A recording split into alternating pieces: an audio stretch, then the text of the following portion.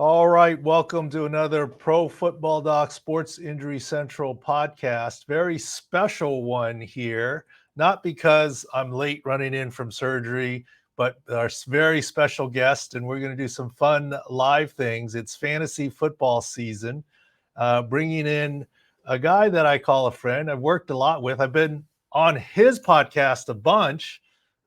He's the CBS Fantasy Football Podcast. And now I get to turn the tables for once, and he's our guest on this show. Adam, welcome to the show. I'm so happy to be here. Great to speak to you again. Looking forward to having you back on my show at some point soon, and looking forward to chatting with you today. Oh, absolutely. I'm excited. I apologize. It's a really bad form. Look, I always feel bad. I always make you wait because it's usually Friday morning and I'm in surgery, and I talk between cases and make you wait. And this time you're coming on my podcast and I still made you wait, but I think it's worth it for me to get to the studio here. So I apologize there. No apology necessary. It was quick 15 minutes. I was actually running a little bit late myself. So this Oh, good. Perfect. Yes. Perfect. I didn't need to confess that, but I could have just blamed it on you, but here we are. All right. Well, let's start with the first question. Tell us what secrets you got on that board behind you there. So this board I put up a year ago, and it's just kind of like a parody draft board. Dave Richard loves running backs, so I drafted him a team of 18 running backs. Okay. Heath, I gave him DJ Moore in the first round. He was a big DJ Moore guy last year. I got Pete Prisco on here. He's got nothing but Jaguars. Dan Schneier's got nothing but Giants, that kind of stuff. So just like kind of inside joke draft board from our show. Oh, well, I thought there were some secrets going on there. I needed to see what was happening there. Yes. Look, don't draft 18 running backs. That's tip number one. Well, Adam, my first, actually, you're in the middle, I think, right now too. Scott Fishbowl 13 draft, right? As am I. My first ever fantasy draft was Scott Fishbowl 10. I mean, I did a fantasy with like kids once, like and I picked like all the teams, right, kind of thing. The first real one was like a Super Bowl, right? The Scott Fishbowl. And we had a big chat, and they were all like, oh my God, this Chao guy knows something. He's got a 0 RB strategy. He's this, that, the other. I'm like, no, I was just drafting best available. I didn't know there was such a strategy as a 0 RB. I was like, okay, I'll go with it. You've got an all RB strategy there. I see. Oh yeah. And just a true this I always say when I'm on your show, I'm not a fantasy expert. I'm an injury expert. So I know I read Scott Fish. I went 0 RBs the first year. The next year, by accident, I went 0 wide receivers. And it actually worked out well both those years. I mean, won the regular season division, made the playoffs. Last year, not so good. It was almost a 0 QB strategy, and I ended up with Russell Wilson. So that was not so good, but still made the playoffs. So beginner's luck. I think it's starting to run out on me. Yeah, no, you know what? First of all, I was big on the Broncos last year, so I'm dumb enough to go back to the well this year. I'm big on them as sleepers this year. But I was looking at my Scott Fishbowl team last year. It did very well. I won a few playoff rounds. My first 2 picks. Now, Scott Fishbowl is very interesting scoring. It's tight end premium, and it's super flex. My first 2 picks were Travis Kelce and Jalen Hurts. So 2 of the very best players in that format. And I looked at the rest of my roster, and I didn't really have that many other good players. But fantasy works that way. I mean, you go look at a lot of championship rosters and who they drafted. They might have more bad picks than good picks on championship rosters, but they get Cooper Kupp 2 years ago, or they get Stephon Diggs 3 years ago, or Amon-Ra St. Brown last year, whatever the case may be. And it's 1 or 2 players that can really carry your team. So I don't know that you need to have a strategy, but definitely take some swings for the fences at various points in your draft. Well, I've been lucky that I've made the playoffs in the first Scott Fish, but I guess you could call me and I love Coach Marty and his family to death. I guess I'm Marty Schottenheimer. I make the playoffs, but then I don't go anywhere. The only reason I made the second round of the playoffs is I had a bye. Okay. I don't go anywhere in the playoffs. How do you draft teams differently to win a league versus win Scott Fish or win playoffs? What's the strategy there? Yeah, I mean, the thing about winning the Scott Fish Bowl is you just got to have a lot of luck because there's 3,000+ people in it, and you eventually have to beat the best of the best. So I wouldn't really give a lot of advice on how to win that, but if again, I mean, you gotta take some swings for the fences. You gotta draft Tony Pollard, a guy who might be completely useless to you in a scenario, but if Zeke gets hurt, you've got a league-winning running back. You've got to try to pick out that guy. You can't play it safe. If you play it too safe all the time and you get Mike Evans on your team. I mean, on my show today, we're talking about the wide receivers in round 7 through 9. You're going to take Traylon Burks. You're going to take Mike Evans. I'd say maybe Mike Evans could have a better year, but who's got the chance of really having a special year? It's Traylon Burks. So you try to take young players who haven't broken out yet, and you don't have to swing for the fences with all of your picks, but at least 3-4 times in the draft, take somebody that if everything goes right, they could win you a league. All right. So let me look right now. I haven't looked. Our guys are slow. It's the Fanta division, and it's not me. I actually haven't been slow this year. I was pretty quick. I drafted even late last night. So and right now, no, I still got time. Field Yates is on the clock. He's got 4 hours left. Wow. All right. Celebrity there. So what's your team looking like? How many rounds in are you? We're 3 rounds. Well, they're on the 4th round. Field Yates is 4.4. I was picked 10. So in the first round, grade me out here. Okay. Obviously, this is Scott Fish scoring. First round, I'll confess, I had no plan. I was like, let's see who's there. I mean, I don't do mock drafts and figure out 17 different scenarios, but from sitting in real draft rooms at what I call the kids table in the corner of the Chargers draft room, they always say, let the draft come to you. Let the draft come to you. Of course, they're prepared with 17 different scenarios.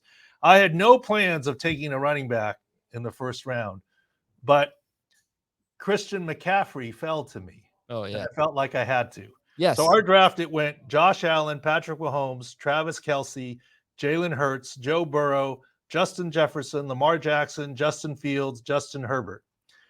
And to me, it was Trevor Lawrence or Christian McCaffrey. But I went with McCaffrey because I thought maybe, I don't know why.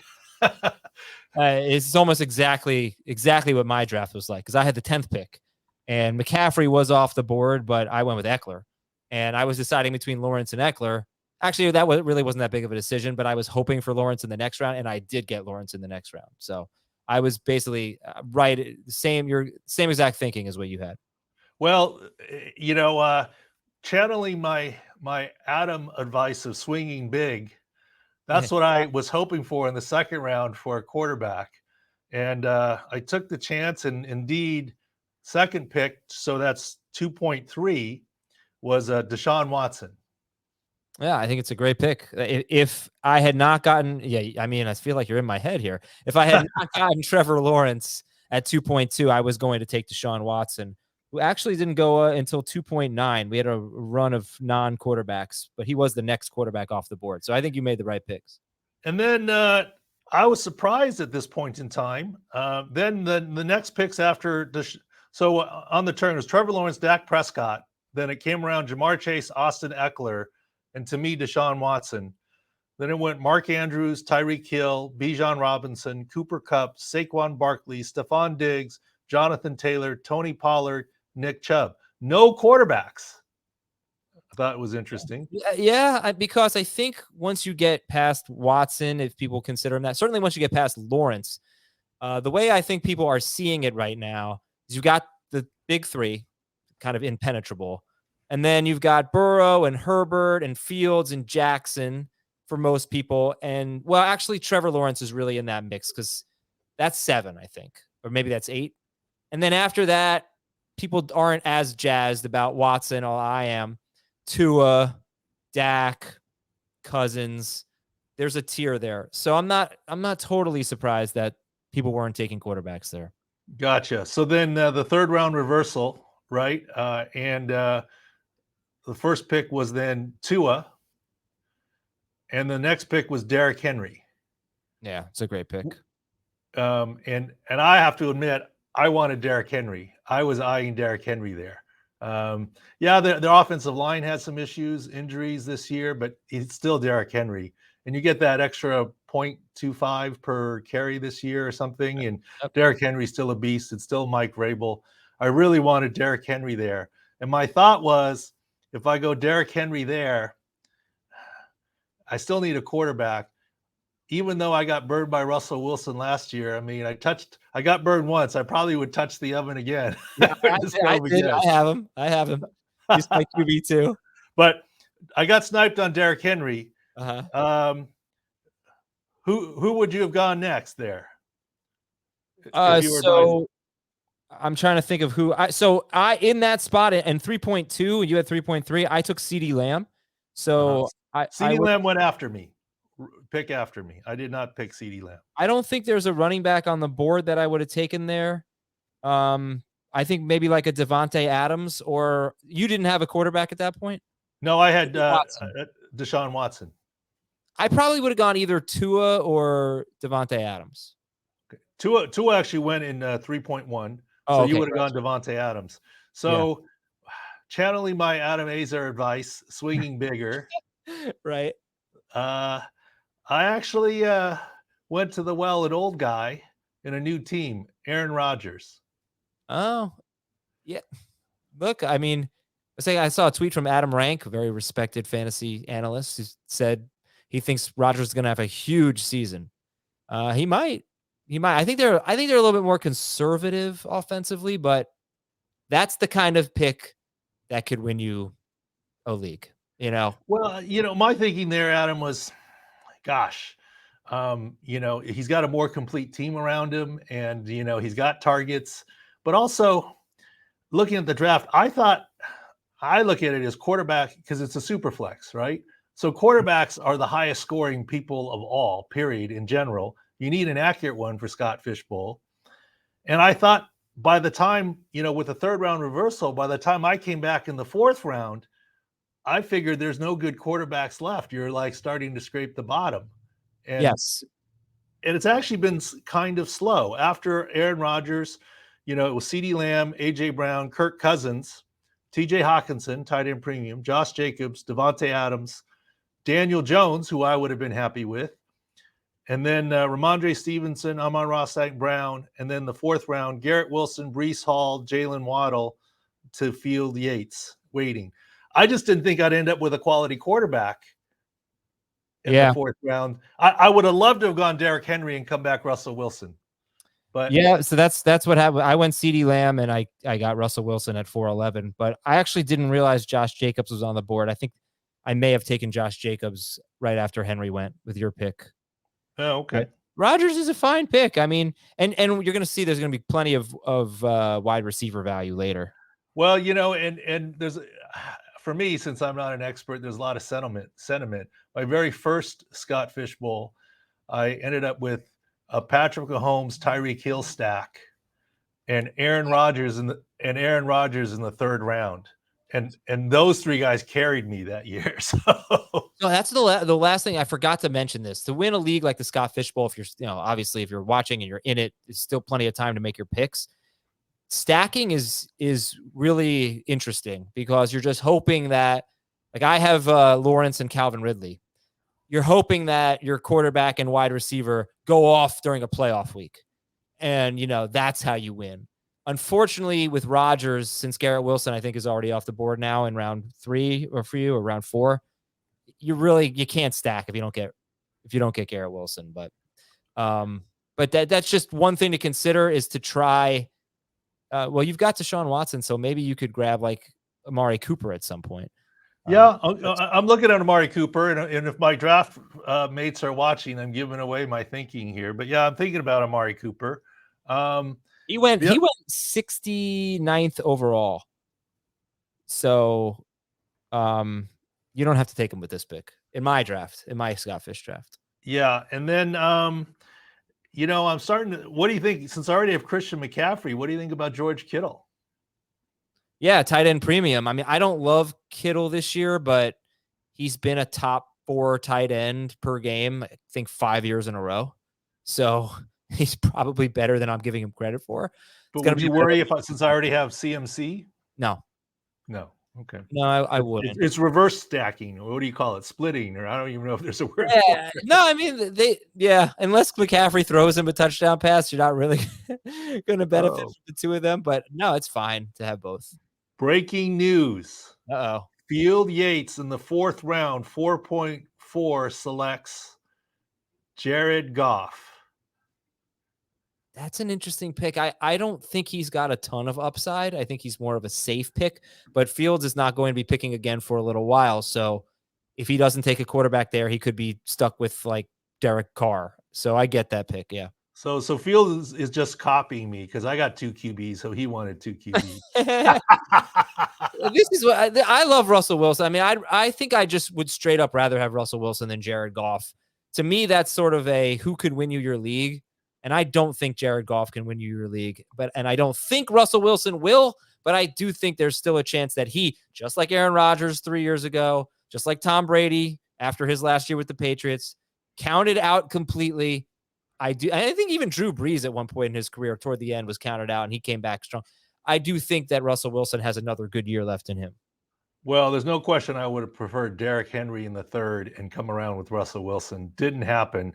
And then I just got nervous that I wasn't going to get Aaron Rodgers or the quality quarterback. And I thought there was more differential there than although CeeDee Lamb would have been great too. But we'll see what happens. To me, I'm not even planning really my next pick yet because there's still too many ways to go. Right? Oh yeah, no, don't even people ahead of me. And then I got a quick turnaround. I do feel like I wasted the reversal this year, the 3rd round reversal, because even if the 3rd round reversal didn't happen, I probably could have gotten Aaron Rodgers. I do think you probably reach for Aaron Rodgers, but I have done enough fantasy drafts where I know sometimes the picks that I hated ended up being some of my best. So you just never know. Don't lose any sleep over it. Your team's looking good. You'll be all right. But here's my thing, Adam. I'm like a negative Nancy drafter in the sense that, like, you can't say this guy's healthier than all the other people. He's as healthy as the healthiest guy, but you can say guys are injured. So I'm more of a naysayer. I got to stay away. For example, 2 years ago, where I was in the Scott Fish Bowl, I was like, please don't let Saquon Barkley fall to me. I don't want him. It was the year coming off the ACL. Please don't let him fall to me. Give me someone else. And even if he fell to me, I wouldn't be able to take him. I just have to like skip over.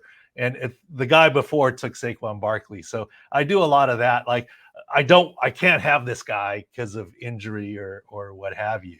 So I do a lot of that. But in drafts, knowing these injuries, it helps you stay away, but doesn't help you find the diamond in the rough. Right. I mean, right. No, but hey, avoiding bad picks is part of winning too. None of us know. This is why I'm having you on this week. None of us know what to do with Breece Hall and Javonte Williams. And one of the big topics of the offseason has been, why are their ADPs so far apart? Why are people taking Breece Hall in the 3rd round and Javonte Williams in the 7th round? I don't know if you want to wait till you're on my show or if you want to address that now. Oh, it's fine. All our stuff's on Sports Injury Central, so maybe our guys have seen it. I'm more than happy to address it, but I'll keep it quick. Javonte Williams, multi-ligament. Nothing is exactly comparable, but you fantasy guys do comps all the time, right? I mean, right. So Javonte Williams' injury comp is J.K. Dobbins. We panned the heck out of J.K. Dobbins last year. He did better than even we thought, but, obviously it was a rough year, rough first 2/3, the second scope. Came out a little stronger at the end, still wasn't his explosive self. That's the high end Javonte Williams is J.K. Dobbins last year. So we're saying stay away. And Breece Hall, it didn't even come. I was not going to draft him unless he fell down late. I mean, I don't know if it's an exact comp, but think of another recent New York running back, the Giants, Saquon Barkley, first year off of ACL. That's what I would say. So I think their ADPs haven't been adjusted low enough. How much do you think Aaron Rodgers was hampered by his thumb last year? Potentially a lot. Hard to say, but potentially a lot. Yeah. Helps by grip and spin. I mean, look, players around him, this, that, the other, potentially a lot. I look at it this way. He looks happy. He looks rejuvenated. He looks excited. He's there for the off-season program, right? these are things he wasn't in Green Bay. So we'll see. I mean, is this Tom Brady going to Tampa? Is this, I'm not saying, but part of it is maybe he helped me out before and I just kind of, it's just sentiment, right? I mean, so pure dumb luck, right? Part of it is that. But I think he's got a lot of weapons around him. And the other thing is I think he's accurate. And maybe with the thumb injury behind him, even more accurate, which is a premium there. And even though he's older, he can run some. He doesn't run like he used to. Yeah. It seems like less and less every year he's running. Yeah, no question. But I don't really mind that because that keeps him out of harm's way from injury. Yeah. In the big picture. I'll stop asking. I'm sorry. I'll stop asking. I have so many good questions for you. I'm going to save them for. Oh no, ask away anytime. Ask away. So, what is your biggest take that you think will hit that you stand by this year? It burned me so Or bad. takes, plural.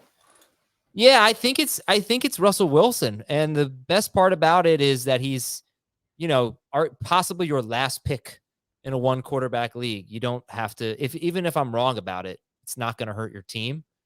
But one that's a little, and I'm also really in on Jerry Jeudy, but trying to think of like a guy that I love. I really like Travis Etienne. I think there are a lot of reasons not to like Travis Etienne. That people have a lot of reasons not to like him, including Bigsby, who they drafted, who definitely profiles as a short yardage guy. But I'm just kind of high on the Jaguars offense. I think Trevor Lawrence is a great player to get. I think he feels like the logical next breakout quarterback. And I think Etienne's really going to benefit from that. I think he'll be a little bit more involved in the passing game than he was last season. Because they just got to get the ball in his hands. He's lightning. He's an extremely explosive player. He's only played 1 year. People kind of treat these young guys like they look at all these warts that these running backs who have played 1 year have had. It's like, geez, let these guys develop as players.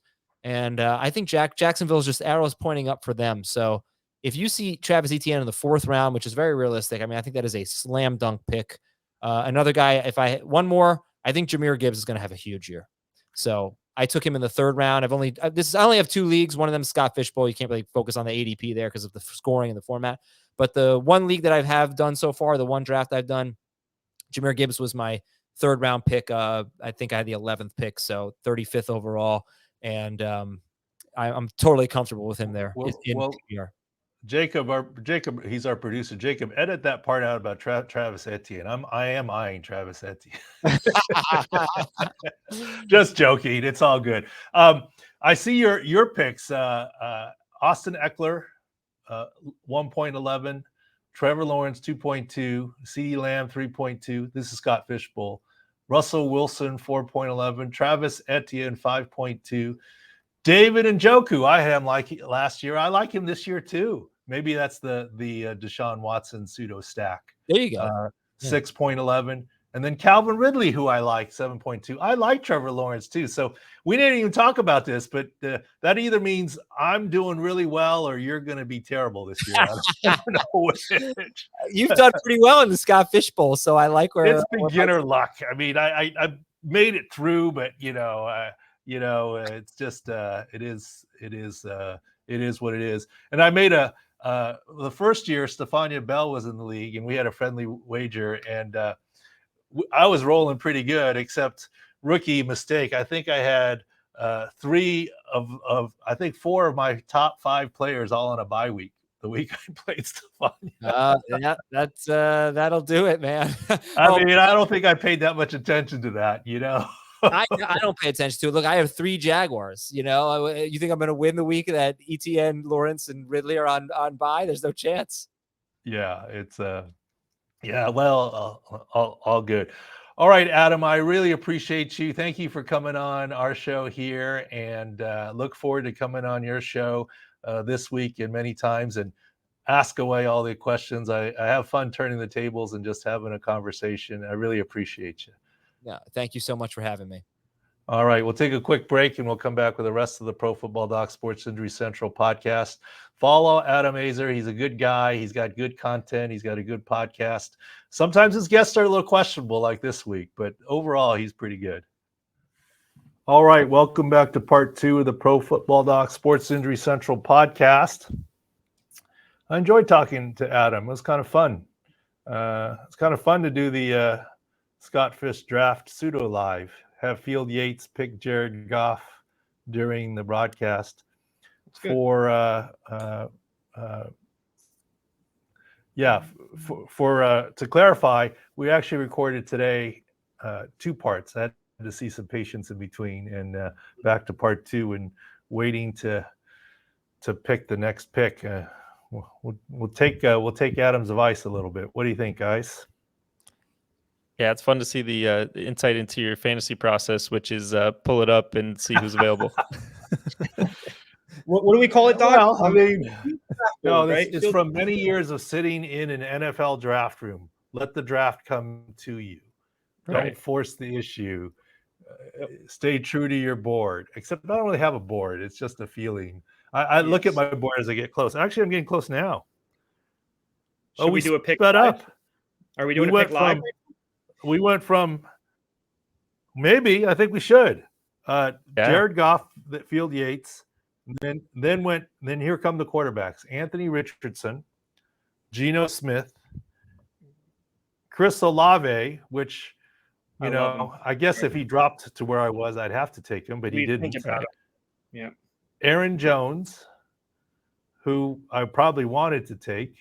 I like him this year. Yep. Yeah, since you missed on Henry. Najee Harris. Don't remind him of that. Don't remind him that. I told him all year we're going to remember our Henry snipe. I know. Yeah. The scoring's so interesting. The point. So I'm on the 0.25 clock. carries. You are on the clock. Let's All right, see. let's Wow. do this then. All right, let's I'm on break the this clock. down. All right, So I let's do mean, this. I'm just looking at the sleeper, right? I mean, Right. It says this is by whatever ADP they have. T. Higgins, Devonta Smith, Metcalf. I'm not doing Metcalf. No, you're not. Travis Etienne, Jahmyr Gibbs, Kenneth Walker, Keenan Allen, Deebo Samuel, George Kittle, Amari Cooper, Calvin Ridley, Russell Wilson. So there you go. If we would have done Derrick Henry, we would have ended up with Russell Wilson like we wanted. Mm-hmm. But now there's no point. Then I have the DeAndre Hopkins. Scott Fish ADP Kyle up as well. Pitts, Joe Mixon, Terry McLaurin. Taylor, Adam Aizer was all over Travis Etienne this year.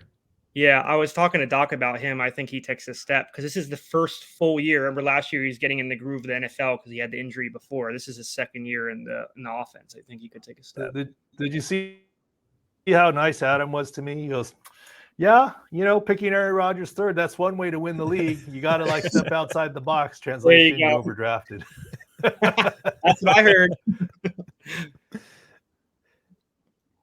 That's what Taylor always told me. If you like your guy, it doesn't matter what round you got him in.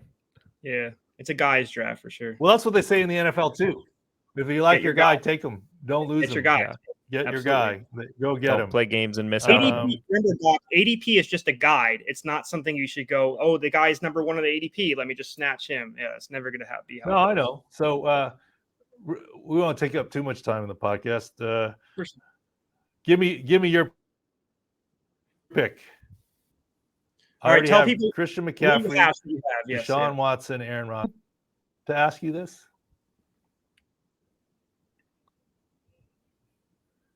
and you said Darren Waller was. Actually, let me switch internet. Internet here. I don't think it's getting a little buggy. Internet. I can cut it here.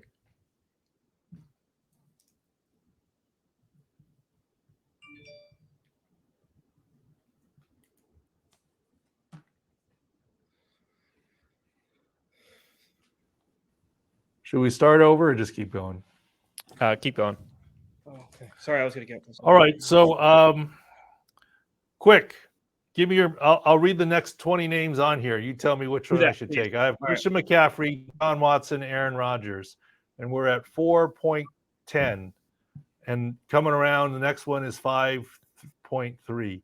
T. Higgins, Devontae Smith, Metcalf, Etienne, Gibbs, Kenneth Walker, Keenan Allen, Deebo Samuel, George Kittle, Amari Cooper, Calvin Ridley, Russell Wilson, DeAndre Hopkins, Kyle Pitts, Joe Mixon, Terry McLaurin. That's enough. What's your top 1, 2, or 3? With You go the first, Jacob.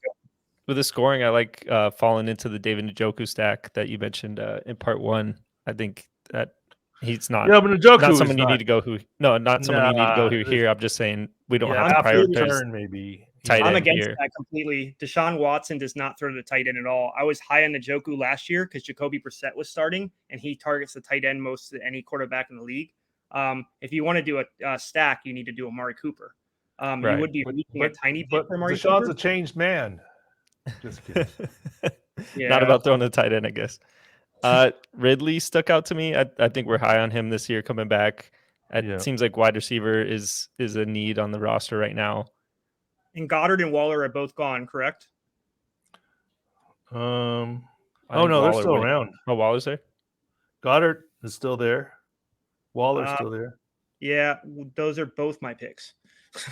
You need to Oh, take, you go down and get those. Okay. you need to get one of those. Yeah, Waller is actually someone I think can fit in the top 5 this year. Daniel Jones will throw to the tight end like crazy, especially with Shepard coming off the injury and Wan'Dale Robinson coming off his ACL. There's a lot of targets for Darren in that offense.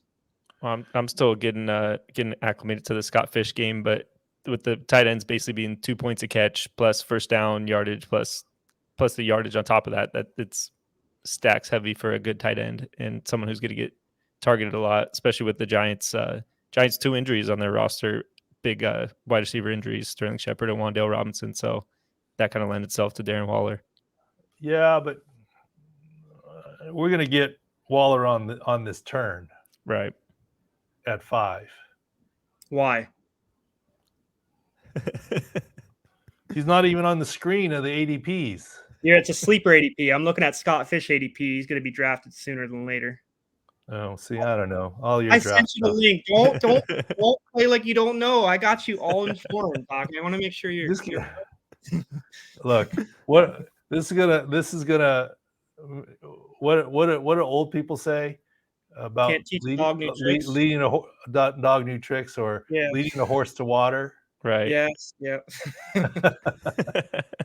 Dog, all right, let's move on. Injuries. What do we got? What do we want to chat on?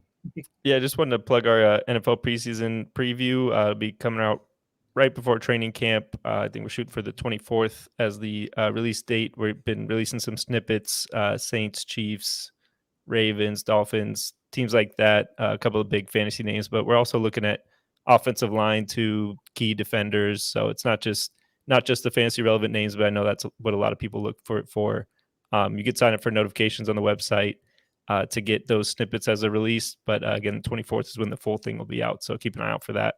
Yeah, but right now, I mean, we're we pretty much cover it all, and I think it's going on Adam's podcast Friday, I guess. But right, we're talking about Breece Hall, Javonte Williams. We're talking about Michael Thomas, and we're talking about the Saints O line and the Rams O line, and some DBs. No, nothing hidden, no secrets. Optimism in some places too. So. If you go to the website, you'll see it all. I think what you guys do is great. You're going to put out a bunch of things, but I know you want a finished product before you release it on the 24th. Right. Right now, there's a lot of stuff there. It's basically a book. Yeah. I mean, but broken down by teams, and then I think we'll have it sorted out too by positions. Wide receivers or quarterbacks, but it's done by all 32 teams. Well, Doc, we're gonna have a list too, right? We're gonna have a lot of lists breaking down everything that's in there, like people to draft. Top. A lot of new things this year. Some contests. We're obviously free contests at the site this year coming up, but also, obviously the underdog prize pick, sleeper picks. The prop parlays, which I think we're in a unique position to have some insight on. So that should be good as well. So not just traditional sick picks, but some of that stuff as well. Did you guys watch the All-Star game? I did. Yeah. Tune in here and there. Noticeably absent of Aaron Judge, Jose Altuve, big names like that, Jordan Alvarez. So we're tracking those recoveries going into the second half. The guy that had the biggest odds to win the MVP got the MVP, which was pretty interesting. Interesting. Aaron Judge Have we seen him do a lot of hitting yet? Just off a tee. Not enough to think he's coming back sooner, right? I mean, we still believe he's coming back this season, but he's not coming back. I mean, at this point, we said he's going to be after All-Star, but at this point, it's pretty optimistic to think July. I think you're thinking August. Right. And I think what we detailed on the site last week, it's interesting that it's not an injury where he can come back and have a pinch hit appearance or come back and serve as the DH for a couple of weeks until he's ready to play the field. It's really all about the swing and the back foot. You guys showed me a video of him long tossing. He wasn't stepping into the throw. Yeah. Could he go up and hit? Yeah, but he can't be Aaron Judge without having back foot power, right? Pushing off the big toe. So I think he's still a little ways away. Yeah, I think the big one for the Astros too is Jose Altuve. He was placed on 10-day on July 4th with the left oblique discomfort or whatever the Astros want to call it. They've already said he's not going to, upper body left side area somewhere, but they've already said he's not going to come off the 10-day IL when he's available. So, I mean, it just lends itself to oblique strains. Alvarez has been out with the same thing. So interesting to see when they come back, but got to think late July would be a good timeline for both of them, right, Doc? Yeah, hopefully, yeah. Doc, I had a question. So we were talking about there's a lot of second half futures and stuff. The MLB doesn't start till Friday, so there's a little bit of time to get this stuff in. And I was talking to you on the phone. I would like to talk now about it. You're a Padres expert in my mind because you're doing you're living here. Davis is watching your son's watching the games constantly. So their second half total is 82.5. And we talked about their injuries. Let's go a little bit deeper, Doc. Machado, Tatis, etc. How do you think they can find a way? Because they've probably been one of the biggest disappointments this year based off 93.5 win total. What do you think can happen in the second half for them? Well, I'm jaded. Son watches Padres all the time. Although he watched the All-Star game start to finish. Yep. There was some deal where Fox isn't on DirecTV anymore. They're fighting. I don't know how any of that works. We're streamers over here. Figure out stream. I don't know. Whatever. Yeah. Anyways, here's the thing. Here's my sports theory. Like the injuries we've talked about. Right. Sander Bogarts or the wrist. This is part of field views. Okay. Yeah. And it's not quite the same here, but continuity is a big thing. And the Padres have had none of it. What do I mean? From the start of the season, they had a lot of people on World Baseball Classic. Now, is that the excuse today that they're not necessarily winning? But let me tell you, their one Hassan Kim taking third base, being thrown out, then kicking the water jug that was full and spraining his toe. They win that game. They go into the All-Star break with a 6-game winning streak. Mm-hmm. Instead, it was season-long tie, 3-game, lost a game, won 2. Mm-hmm. 2 out of 3 of the Mets. I think everyone looks at it differently if they won 6 in a row. Right. I'm being optimistic, but this has been a team of discontinuity in my mind. And let me tell you what I mean. Looking at it, it's no different than, it's not just, the right tackle went down. It's the right tackle went down and the right guard is now playing right tackle. They moved the left guard to right guard and the shuffle, right? It's the downstream effects. It's the shuffle. And here's what I mean by that discontinuity for the Padres. The World Baseball Classic got them off to a rough start. It affected Yu Darvish in his pitching and ramp up. Yeah. Ramp up. Yep. Joe Musgrove drops the weight on his foot. He's out for the beginning of the start of things. Tatis is out, not really for injury, the suspension for the first 20 games. Soto's being moved to left field. Bogarts is signed. Hassan Kim, who played good defensively there, is being shuffled around. Cronenworth is going to first base. He's not hitting either. There's a lot of shuffle right there. Machado missed 17 games as well. Machado with his broken hand missed time. Bogarts with the cortisone, I can't do it, was injured. And Roberto Suarez. Suarez. Yes, yeah, that's a big one. Suarez cost if you ask the Padres, I think they tell you if we have Suarez, they win 5 more games. Yep. That's a flip of 5 losses to 5 wins. Right. Yep. That's huge, right? They're already over 500 if that happens. Yeah. I'm not saying that the Padres are magically ready to go, but it's not legal in California. We're only doing underdog and sleeper picks and whatever, but I'd take the over win total.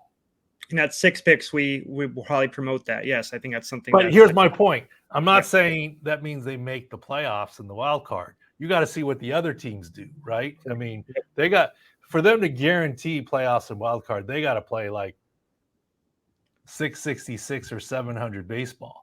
Yep. But I think there's 70 games left, something around that. So yeah, 72, I think, or I don't know. 72, something like that. My point is, if they play 550, they're going to beat the win total. If they play 600, they're probably on the outside looking in for the playoffs. 666 gets them close. 700 gets them in, I think, guaranteed. So where are they going to be? Don't know, but I think 550 is a low bar. Yeah, no, that's such an interesting team to watch. I think the Mets are the other disappointment. Big impact of Edwin Diaz, the closer, tearing his patella tendon in the World Baseball Classic, like you mentioned. So, and let me tell you, I don't believe Pete Alonso's right. Yeah. Do you guys believe me now after that All-Star performance and that home run performance? Oh my God, he was just there to be there. It didn't look great. It was not, and then he struck out in the All-Star game as well. It was just a continued weekend-long performance. Yes, I agree. Since he hurt his wrist, he's not right. Remember that big, huge thing? I mean, either he didn't need it or he came out too quickly. I don't think he's right yet. Yeah, I don't know how you have the big old thing and then beat the return timeline by 2 weeks. So He doesn't make him missed play 100%. He only missed 10 games, guys. He literally missed the minimum amount of games, and this is something like Doc, we've covered, like, you know, doing stuff with you for years. Like, we thought it was an issue, you know, like at least a couple more weeks than that. So it does seem rushed, and his batting average has dipped well below the Mendoza line. He's had maybe 4 home runs tops since returning. You know, that's his thing, right? But like that team is like, they rely on his power, you know, and it's showing that they're hurting, right? Yeah, I don't know the rest of that discussion because I'm not a Mets expert. I just saw the Mets. Saw the Mets play 3 games right before the All-Star break. That's the extent of my. You're expert at whoever's coming into town for the Padres, Doc. But everyone, you can head to the website for the latest insights on everything fantasy baseball related. Got the latest on Jordan Romano and Luis Robert, who picked up Knicks over the All-Star weekend, but not expecting much missed time for them, if any. You don't have any concern with the calf issue, Doc, from Robert? Even though he played through it, it was first. He said a first round he picked it up. He went on to the second round, right? Yeah, he played well. He did well too.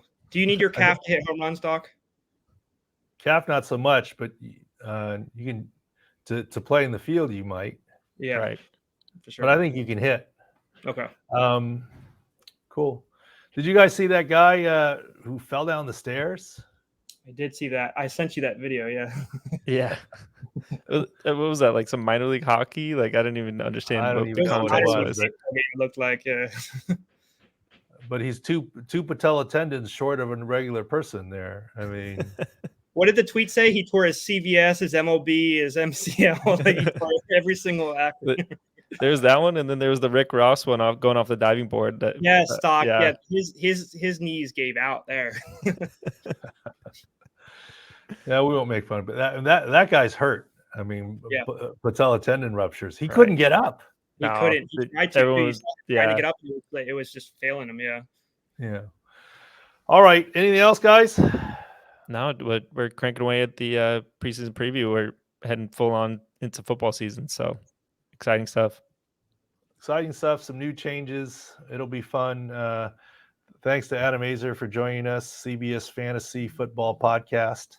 And we'll hop back on there this week, and lots more stuff to come. Thanks for watching, and sign up for notifications and get ready for the preseason injury preview. And lots of new things coming your way too. Thanks for watching.